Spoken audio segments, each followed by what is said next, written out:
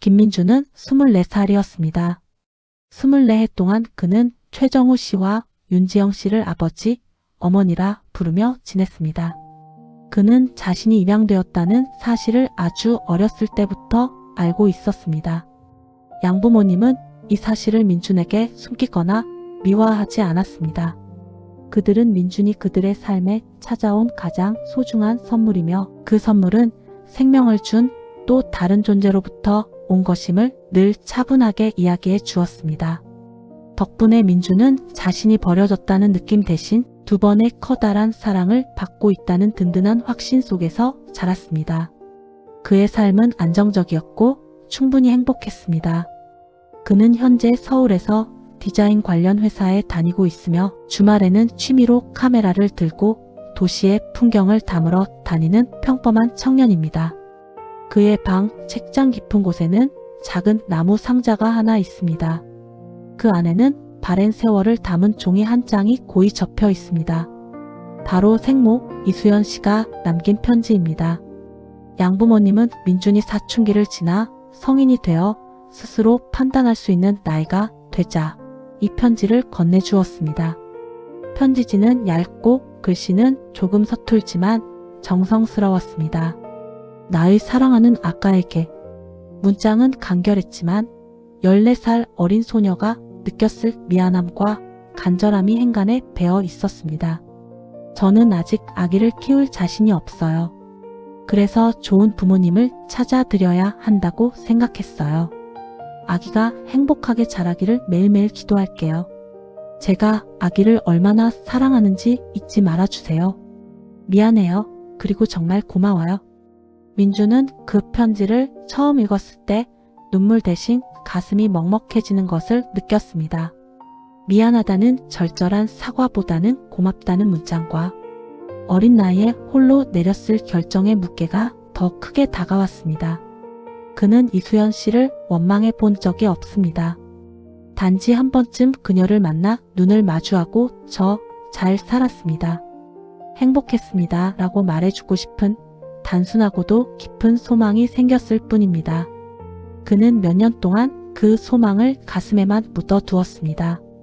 양부모님께 누를 끼치고 싶지 않았고 자신이 행복하게 잘 살고 있다는 사실만으로도 이수연 씨의 마음의 짐이 덜어지기를 바랐기 때문입니다. 하지만 며칠 전 민주는 책장 정리를 하다가 우연히 그 나무 상자를 다시 열어보았습니다. 다시 읽는 편지는 더욱 선명하게 다가왔습니다. 엄마에게는 이 시간이 어떻게 흘러갔을까? 그 질문이 그의 머릿속을 떠나지 않았습니다. 편지를 쓴 14살의 소녀는 이제 38이나 39이 되었을 것입니다. 그 긴 시간 동안 그녀는 민준을 잊고 평범한 삶을 살고 있을 수도 있고 혹은 여전히 마음 한구석에 민준을 향한 미안함과 그리움을 품고 있을 수도 있습니다.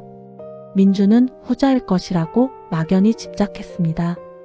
민준은 용기를 내어 양부모님께 솔직한 심정을 털어놓았습니다. 아버지, 어머니, 이제는 제 생모를 찾고 싶어요. 그분에게 제가 얼마나 행복한지 보여드리고 싶습니다. 어머니 윤지영 씨는 잠시 눈시울을 붉혔지만 이내 따뜻한 미소를 지으며 민준의 손을 잡았습니다. 그래, 민준아. 당연히 그러렴. 내가 원한다면 엄마, 아빠는 전적으로 널 지지한다. 사실 우리도 그분께 꼭 감사하다는 인사를 드리고 싶었단다. 아버지 최정우 씨는 조용히 고개를 끄덕였습니다. 걱정하지 마라. 찾으려는 시도 자체가 내 삶을 해치는 일은 아닐 테니 우리가 할 수 있는 일은 최대한 돕겠다. 양부모님의 굳건한 지지는 민준에게 큰 힘이 되었습니다. 민준은 가장 먼저 사설 탐정을 찾았습니다. 이수연 씨의 정보는 그녀가 입양기관에 남긴 이름과 그 당시 살았던 지역의 주소뿐이었습니다. 흔한 이름인 이수연을 가지고 시간이 많이 흘러 이사까지 했을 가능성이 높은 사람을 찾는 것은 보통 어려운 일이 아니었습니다. 탐정은 오랜 시간 공을 들였고 마침내 경기도 외곽의 한 작은 도시에서 그녀의 행방을 찾아냈습니다. 그녀는 이름처럼 평범한 삶을 살고 있었습니다. 이수연 씨는 오래된 주택가 골목에 자리 잡은 작은 한식당에서 종업원으로 일하고 있었습니다. 민주는 탐정에게서 받은 이수연 씨의 최근 사진과 근무지 주소가 적힌 종이를 한참 동안 바라보았습니다. 사진 속의 이수연 씨는 세월의 흔적은 있지만 인상만큼은 무척 온화해 보였습니다. 머리는 단정하게 묶었고 옅게 지은 미소는 어딘가 모르게 지쳐 보이기도 했으나 친절함이 묻어났습니다. 민주는 종이를 조심스럽게 접어 코트 주머니에 넣었습니다. 이제 겨우 첫걸음입니다. 그는 아직 자신이 무엇을 해야 할지, 이수연 씨를 만나서 어떤 말을 해야 할지 명확히 알지 못했습니다. 하지만 일단 그녀가 있는 곳으로 가봐야겠다고 생각했습니다. 그곳은 서울에서 차로 편도 2시간이 넘게 걸리는 거리였습니다. 민주는 다음 주말 아침 일찍 차를 몰고 미완의 지도가 가리키는 곳으로 향하기로 결심했습니다. 그의 심장이 불안과 기대감 사이에서 희미하게 고동치고 있었습니다. 24년 동안 닫혀있던 문이 이제 막 열리려는 참이었습니다. 민주는 주말 아침마다 습관처럼 차 시동을 걸었습니다. 서울을 벗어나 경기도 외곽의 한적한 도시로 향하는 길은 편도 2시간이 훌쩍 넘었지만 그는 피곤함을 느끼지 않았습니다. 그의 최종 목적지는 소다망 국밥집이라는 이름의 오래된 한식당이었습니다. 식당은 예상했던 대로 허름했지만 정갈했습니다. 민주는 처음 식당 문을 열고 들어섰을 때 숨을 멈추고 주위를 둘러보았습니다. 그리고 주방 입구에서 막 그릇을 들고 나오던 이수연 씨와 시선이 마주쳤습니다. 사진보다 훨씬 더 온화하고 따뜻한 인상이었습니다. 그는 그녀가 자신의 생모라는 사실을 처음으로 현실 속에서 확인하는 순간 온몸에 소름이 돋는 듯한 격렬한 감정을 느꼈습니다. 그녀는 민준을 낯선 손님으로 대했습니다. 어서 오세요. 이쪽으로 앉으셔요. 이수연 씨는 환한 미소를 지으며 그를 창가 자리로 안내했습니다. 그 미소는 상냥했지만 동시에 하루 종일 수많은 손님을 응대하며 지친 기색이 역력했습니다. 민주는 속으로 계속해서 되뇌었습니다. 내가 당신의 아들입니다. 하지만 그 말이 목구멍 밖으로 나오지 않았습니다. 그날 이후 민주는 소다망 국밥집의 단골 손님이 되었습니다. 그는 매주 토요일 점심시간에 맞춰 그곳을 찾았습니다. 처음에는 긴장해서 국밥을 제대로 먹지도 못했지만 몇 주가 지나자 그는 자연스럽게 그 공간에 녹아들었습니다. 그의 목적은 단 하나였습니다. 그녀의 삶을 가까이에서 관찰하고 그녀의 일상에 자신이 불쑥 끼어들어도 괜찮을지 가늠하는 것이었습니다. 이수연 씨는 매사에 성실했습니다. 주방을 돕고 서빙을 하고 손님이 나가면 테이블을 닦고 묵묵히 자신의 일을 해냈습니다. 그녀는 손님들에게 늘 친절했지만 특히 아이들이나 노인들에게는 더욱 따뜻한 말을 건넸습니다. 한 번은 민준이 식사를 하던 중 이수연 씨가 반찬을 가져다 주며 무심코 말했습니다. 요즘 밥을 너무 대충 드시는 거 아니에요, 청년? 든든하게 드셔야지요. 그리고 국밥 그릇에 깍두기를 몇 점 더 올려주었습니다. 이수연 씨는 그저 단골 손님에게 건네는 평범한 친절이었겠지만 민준에게는 그 말이 어머니의 목소리처럼 들렸습니다. 그는 순간적으로 눈물이 핑 도는 것을 느끼고 고개를 숙여야 했습니다. 민준은 그녀를 가까이에서 볼수록 혼란스러워졌습니다. 그는 그녀가 자신의 생모라는 사실을 밝히고 싶었지만 동시에 그녀의 평온한 일상을 깨고 싶지 않은 이기적인 마음도 들었습니다. 내가 찾아왔다는 사실이 그녀에게 기쁨일까? 아니면 또 다른 짐일까? 그는 이 질문 앞에서 계속 망설였습니다. 민주는 그녀가 자신을 버렸다는 생각은 하지 않았습니다. 오히려 어린 나이에 어려운 결정을 내린 것에 대해 안쓰러움을 느꼈습니다.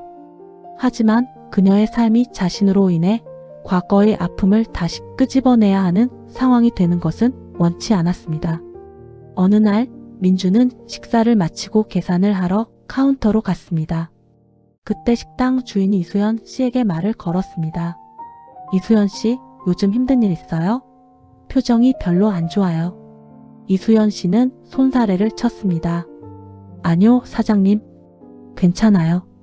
그냥 밤에 잠을 좀 설쳐서요. 죄송합니다. 이수연 씨는 억지로 미소를 지었지만 민주는 그녀의 눈가에 드리운 피로와 그림자를 놓치지 않았습니다. 그는 자신이 매주 이곳을 찾아오는 행동 자체가 그녀의 무의식에 어떤 영향을 미치고 있는 것은 아닌지 불안했습니다. 어쩌면 그녀는 자신을 단골 손님으로 대하면서도 문득문득 떠오르는 과거의 기억 때문에 혼란스러워하고 있을 수도 있었습니다. 석 달이 넘도록 민주는 이 국밥집을 찾았습니다. 이수연 씨는 이제 그를 단골 손님이라고 부르며 스스럼 없이 대했습니다. 오늘도 오셨네요, 민준 씨. 이번 주에는 바쁘셔서 못 오시는 줄 알았는데. 네, 사장님. 시간이 나서요. 여기 국밥이 제일 생각나서 왔습니다. 민주는 웃으며 대답했지만 그의 내면은 이미 격렬한 갈등으로 소용돌이치고 있었습니다. 그는 이 관계를 더는 지속할 수 없음을 깨달았습니다. 매주 그녀의 눈빛, 말투, 손짓 하나하나에 의미를 부여하며 감정을 소모하는 것은 고통스러운 일이었습니다. 그는 이제 소담한 국밥집을 찾을 때마다 마치 커다란 비밀을 품고 있는 스파이가 된 기분이었습니다. 이 관계는 기만적이었고 결국에는 둘 중 하나에게 상처를 줄 수밖에 없었습니다. 그는 그날 국밥을 다 먹고 자리에서 일어났습니다.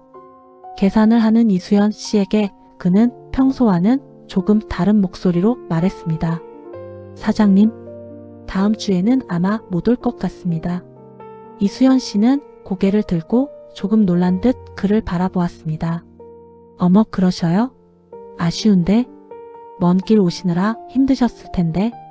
조심히 가세요, 민준 씨. 그녀는 밝게 웃으며 인사했습니다. 그 미소 속에는 그 어떤 의욕도 없었습니다. 민주는 속으로 깊은 한숨을 내쉬었습니다. 이제 그만해야 합니다. 이대로는 안 됩니다. 그는 식당 문을 열고 나오면서 결심했습니다. 다음 방문은 손님으로서가 아닐 것입니다. 그는 더 이상 그녀의 삶 주변을 맴돌며 관찰하는 데 시간을 낭비할 수 없었습니다. 그는 이제 진실을 말할 때가 되었다고 느꼈습니다. 그녀가 남긴 낡은 편지가 이끌었던 여정의 종착점은 결국 용기를 내어 모든 것을 드러내는 그 순간일 것입니다. 차를 몰고 서울로 돌아오는 2시간. 내내 민주는 코트 주머니에 고이 접어 넣어둔 낡은 종이 한 장을 만지작거렸습니다. 그 편지가 이제는 그의 무기자 용기의 증표가 되어야 했습니다. 다음 주 토요일 그는 반드시 다시 이곳을 찾아올 것입니다. 그리고 손님 김민준이 아닌 그녀의 아들 김민준으로 그녀 앞에 서 있을 것입니다. 그는 그녀가 모든 일과를 마친 후 조용하고 사적인 순간을 택해 자신의 정체를 밝히기로 마음먹었습니다.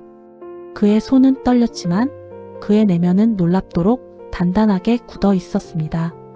그는 자신을 향한 이수연 씨의 진짜 반응을 마주할 준비를 하고 있었습니다.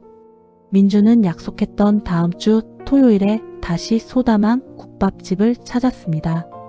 이번에는 손님으로 간 것이 아니었기에 그는 식당 문을 열고 들어가지 않았습니다. 대신 그는 식당 뒤편 골목 주차장 구석에 차를 세우고 이수연 씨의 퇴근 시간이 되기를 기다렸습니다.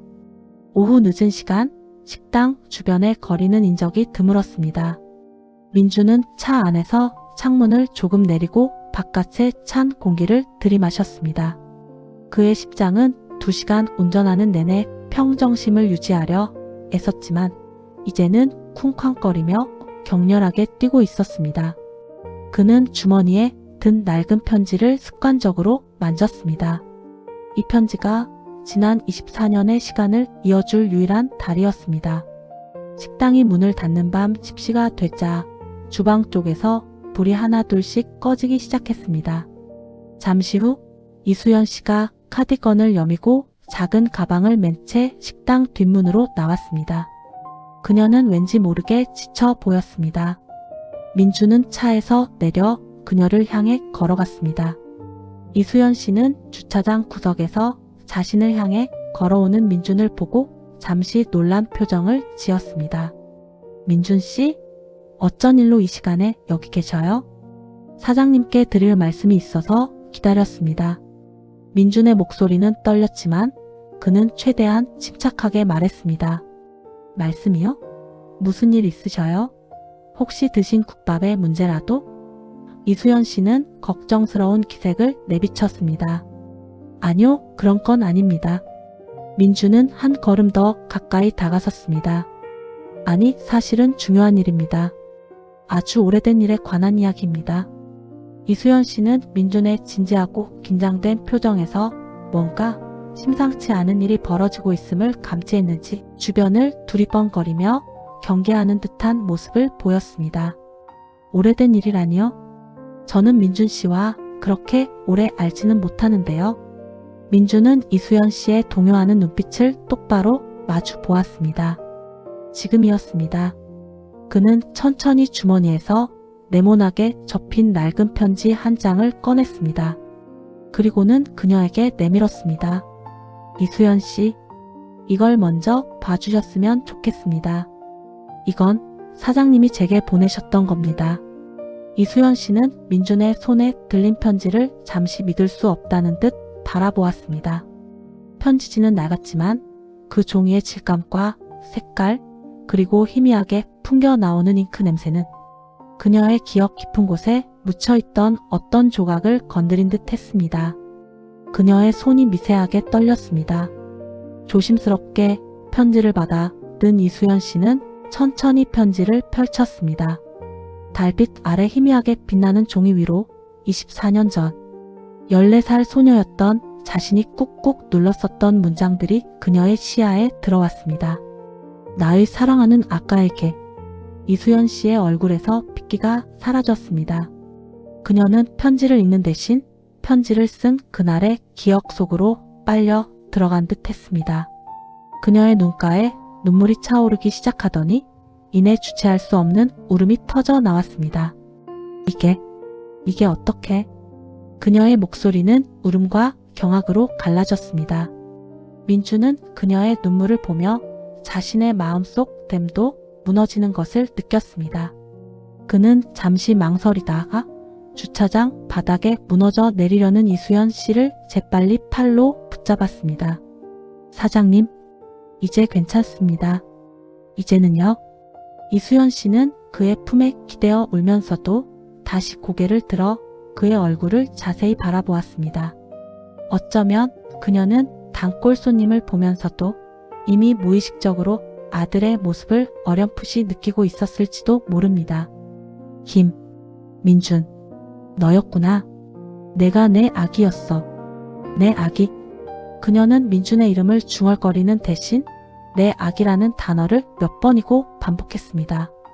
그녀의 다리는 힘없이 풀려 있었고 민준은 그녀가 완전히 주저앉지 않도록 온몸으로 그녀를 지탱해야 했습니다. 주차장에는 오직 이수연 씨의 울음소리만이 울려 퍼졌습니다. 민준은 그녀를 품에 안고 등을 토닥여 주었습니다. 그는 24년 전 젖먹이 아기였을 때 받지 못했던 어머니의 온기를 24세가 되어서야 처음으로 느꼈습니다. 한참을 울던 이수연 씨는 문득 정신을 차린 듯 민준의 품에서 살짝 물러났습니다. 그녀는 눈물을 닦으며 흐느꼈습니다. 내가 괜찮을까요? 저를 안아도 괜찮으시겠어요? 민준은 가슴이 미어지는 듯 했습니다. 이수연 씨는 자신이 아들을 안을 자격이 있는지조차 망설이고 있었습니다. 네, 괜찮습니다. 어머니. 민준은 처음으로 그녀를 어머니라고 불렀고 다시 그녀를 품에 안았습니다. 그들은 그렇게 주차장 구석에서 서로의 존재를 확인하고 잃어버린 시간을 메꾸듯 긴 포옹을 나누었습니다. 어느 정도 진정이 된 후 이수연 씨는 민준을 데리고 다시 식당 안으로 들어갔습니다. 주인에게 양해를 구하고 문을 잠근 채 두 사람은 커피를 앞에 두고 마주 앉았습니다. 민주는 지난 3개월 동안 매주 이곳을 찾았던 이유를 설명했고 이수연 씨는 그 이야기를 들으며 놀라움과 미안함 그리고 벅찬 감격을 동시에 느꼈습니다. 이수연 씨는 민준에게 뜻밖의 이야기를 해주었습니다. 사실 민준 씨가 2번째 왔을 때부터 뭔가 이상한 느낌이 들었어요. 얼굴은 낯선데 어딘가 모르게 자꾸 신경이 쓰였지요. 나이가 맞을까? 닮은 곳은 없을까? 혼자 별의별 생각을 다 했어요. 하지만 제가 혹시나 기대를 했다가 또 상처를 받을까 봐 그냥 단골 손님으로만 생각하자고 스스로를 다독였습니다. 민주는 그녀도 자신처럼 내적 갈등을 겪고 있었다는 사실에 놀랐습니다. 제가 너무 늦게 말씀드렸습니다. 아닙니다. 민준 씨 잘못이 아니에요. 오히려 이렇게라도 저를 찾아와 준 것이 제게는 정말 하늘이 준 선물 같아요. 이수연 씨는 눈물을 닦고 민준에게 따뜻하게 미소 지었습니다. 우리 민준이 이렇게 잘 자라줘서 정말 고맙다. 너는 정말 행복하게 지냈지? 부모님께는 잘해드려야 한다. 민준은 양부모님에 대한 이야기와 자신의 행복했던 어린 시절 이야기를 자세히 들려주었습니다. 이수연 씨는 듣는 내내 기쁨과 안도감으로 가득 찬 표정이었습니다. 대화는 멈출 줄 몰랐습니다. 민준이 궁금했던 모든 것, 이수연 씨가 지난 세월 동안 품어왔던 모든 감정이 쏟아져 나왔습니다. 그녀는 민준의 친부 박준서 씨에 대한 이야기도 조심스럽게 꺼냈습니다. 준서 씨는 내가 입양될 때 가장 힘들어했어요. 우리는 서로 헤어졌지만 혹시 내가 우리 중 한 명에게라도 연락을 해올까 싶어서 계속 연락을 주고받았지요. 내가 혹시 아버지를 찾고 싶다면 연락해보렴. 민주는 생부의 존재를 알게 될 것이라고는 상상도 못했습니다. 잃어버린 한 조각을 찾았다고 생각했는데 또 다른 미지의 조각이 남아 있었습니다. 이수연 씨는 박준서 씨가 여전히 민준을 그리워하며 죄책감 속에서 살고 있음을 조심스럽게 전했습니다. 준서 씨는 내가 태어났을 때도 병원에 있었단다. 하지만 너를 안아볼 용기를 내지 못했대. 내가 입양된 후에도 오랫동안 힘들어했지요. 이수연 씨의 이야기는 민준의 마음을 흔들었습니다. 그는 이수연 씨와의 재회로 모든 미완의 숙제가 끝났다고 생각했지만 이제 새로운 숙제가 생긴 것입니다. 아버지 박준서 씨의 존재는 또 다른 감정의 폭풍을 예고하는 듯 했습니다. 그들은 새벽 2시가 다 되어서야 이야기를 마쳤습니다. 민주는 이수연 씨와 번호를 교환했고 다음 주에 저녁 식사를 함께 하기로 약속했습니다. 민준이 식당을 나서기 직전 이수연 씨는 그에게 작은 글씨로 문자를 하나 보냈습니다. 민준아, 내게 이렇게 큰 선물을 줘서 고맙다. 내가 와주지 않았다면 평생 후회했을 거야. 민준은 차에 올라타 시동을 걸면서 눈시울이 뜨거워지는 것을 느꼈습니다. 그는 이제 혼자가 아니었습니다. 그러나 이 기쁨 뒤에는 또 다른 만남, 생부 박준서 씨와의 만남이라는 더 복잡하고 감정적인 여정이 남아 있었습니다. 그의 마음은 벅찬 감격과 함께 알 수 없는 두려움으로 가득 찼습니다.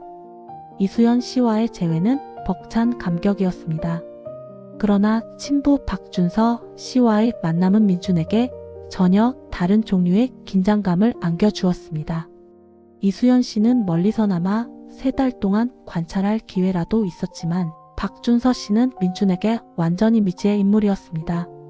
그는 아버지라는 존재에 대해 아무런 정보도 기대치도 가지고 있지 않았습니다.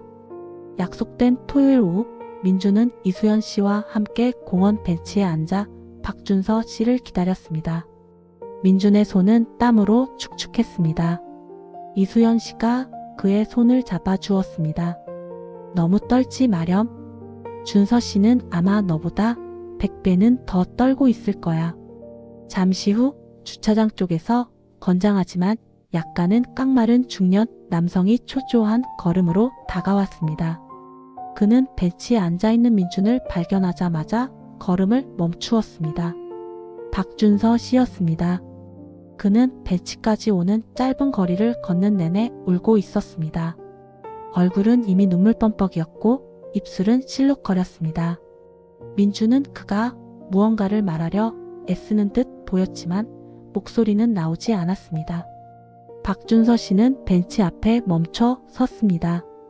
그는 민준을 잠시 바라보더니 마치 댐이 무너지듯 격렬한 울음을 터뜨렸습니다. 민준아, 내 아들아. 그는 민준이 무어라 말할 틈도 주지 않고 곧장 그에게 달려들었습니다. 거대한 곰이 껴안 듯 강렬한 포옹이었습니다. 민준은 갑작스러운 힘과 감정의 무게에 잠시 숨이 막힐 지경이었습니다. 박준서 씨는 민준의 어깨에 얼굴을 묻고 흐느꼈습니다. 미안하다. 정말 미안하다. 보고 싶었다. 보고 싶었어. 민준은 처음 느껴보는 낯선 이의 감정에 저항할 수 없었습니다. 그는 박준서 씨의 넓은 등판을 마주 안았습니다. 이 포옹은 환영의 인사라기보다는 24년 동안 짓눌러 왔던 회한과 슬픔이 폭발하는 순간이었습니다. 박준서 씨는 민준을 몇 번이고 끌어안았다 놓기를 반복했습니다. 그는 민준의 얼굴을 두 손으로 감싸 쥐고 눈을 맞추었습니다.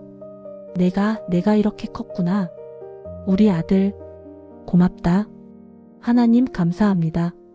그는 민준의 얼굴에서 시선을 떼지 못했습니다. 민준은 그제야 박준서 씨의 얼굴을 자세히 보았습니다. 이수연 씨가 말했듯 민준의 턱섬과 코의 모양이 박준서 씨와 놀랍도록 닮아 있었습니다. 그토록 낯설게 느껴지던 존재가 이제 거울 속에 자신을 보는 듯한 착각마저 들게 했습니다. 감정을 어느 정도 진정한 박준서 씨는 벤치 옆에 두었던 작은 쇼핑백 2개를 꺼냈습니다. 아무것도 없이 오면 안 될 것 같아서. 오래전부터 너에게 주고 싶었던 것들이란다. 부담 갖지 마. 가지지 않아도 괜찮아.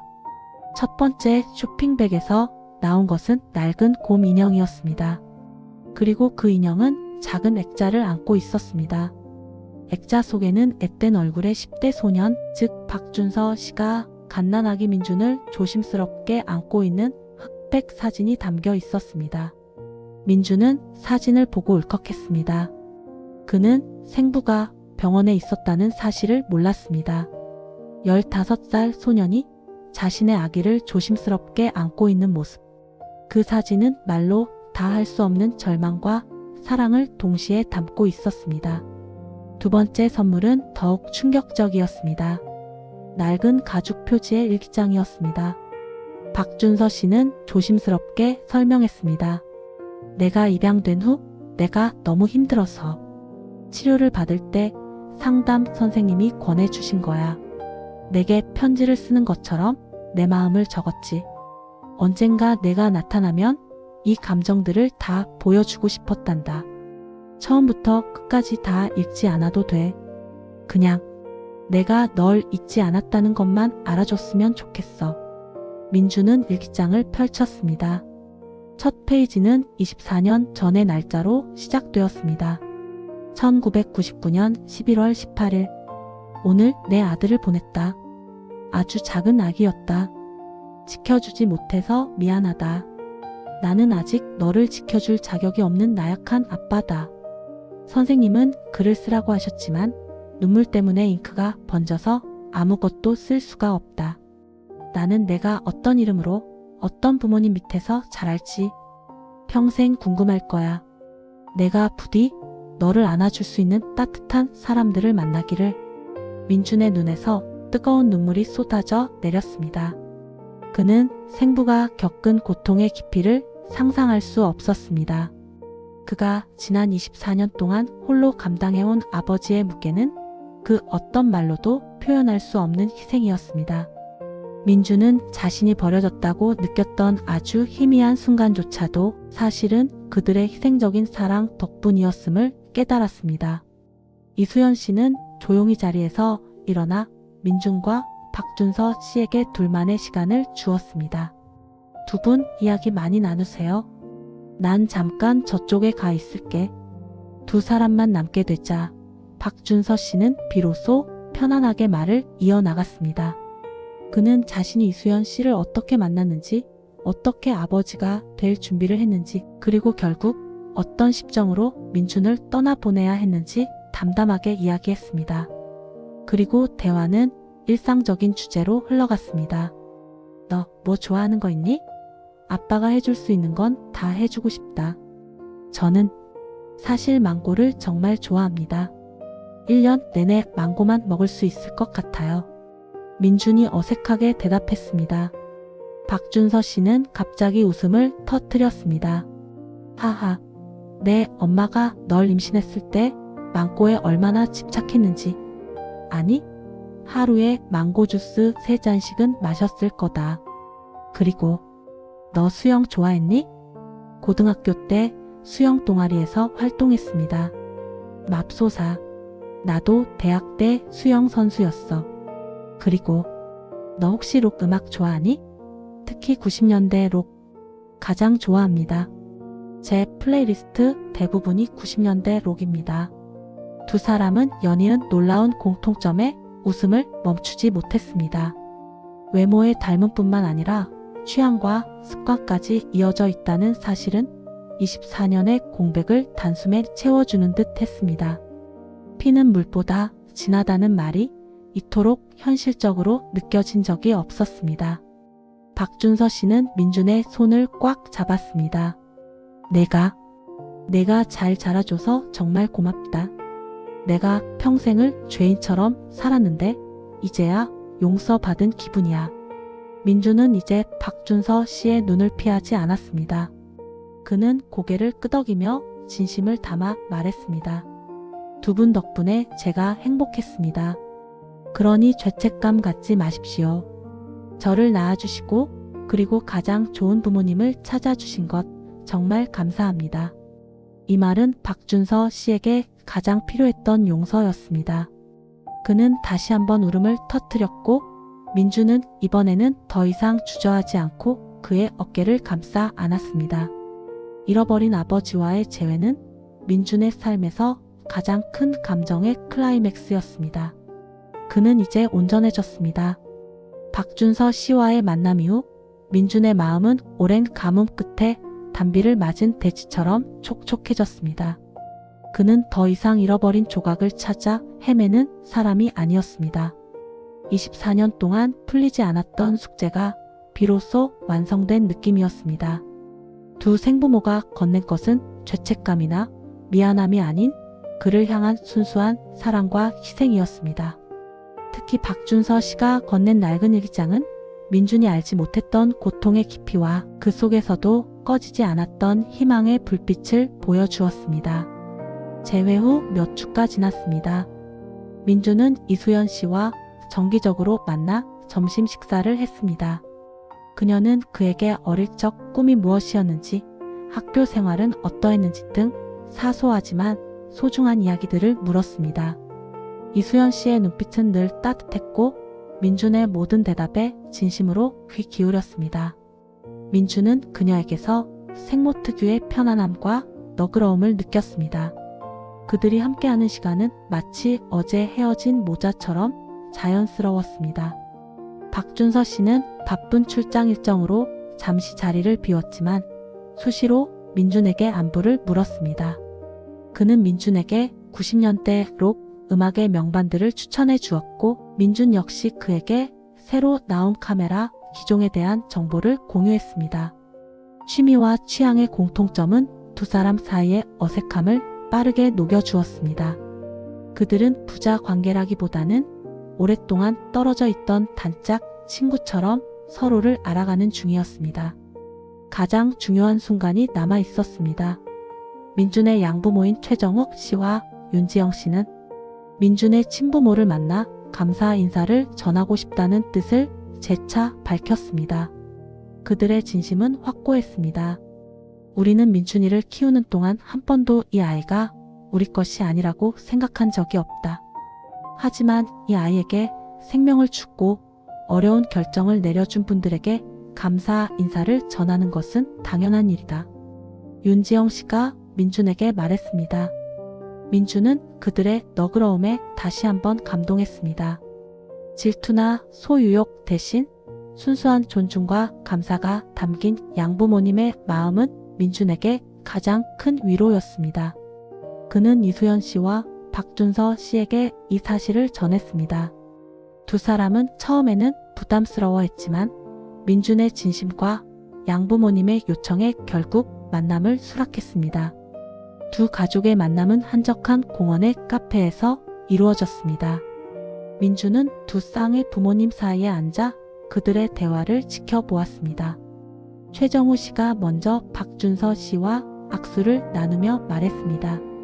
만나 뵙게 되어 반갑습니다. 저희 민준이 잘 키워주셔서 감사합니다. 박준서 씨는 예상치 못한 감사 인사에 울컥하는 표정을 지었습니다. 윤지영 씨는 이수연 씨의 손을 잡고 눈물을 글썽였습니다. 그때 어린 나이에 얼마나 힘든 결정을 내리셨을까요?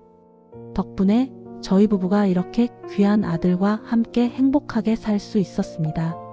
정말 고맙습니다. 이수연 씨는 고개를 숙이고 한참 동안 아무 말도 하지 못했습니다. 그녀는 자신이 평생 짊어지고 살아야 할 짐이라고 생각했던 죄책감이 이 순간 양부모님의 진심 어린 감사 앞에서 완전히 녹아내리는 것을 느꼈습니다. 박준서 씨는 힘들게 입을 열었습니다. 저희가 오히려 감사해야 할 일입니다. 이렇게 훌륭하게 건강하게 키워주셔서 정말 감사합니다. 어색했던 처음의 긴장감은 곧 사라지고 대화는 민준의 어린 시절 이야기, 학창 시절의 재미있는 에피소드 등으로 이어졌습니다. 그들은 두 가족이 한 아이를 중심으로 얼마나 깊고 복잡하게 연결되어 있는지를 깨달았습니다. 그들은 모두 김민준이라는 한 사람의 행복을 바라는 가장 순수한 의도 아래 모인 사람들이었습니다. 만남 후 민준의 삶은 더욱 풍요로워졌습니다.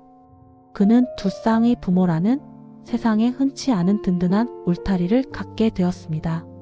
주말에는 양부모님과 함께 시간을 보냈고 주중에는 생부모님과 저녁 식사를 하거나 전화로 안부를 주고받았습니다.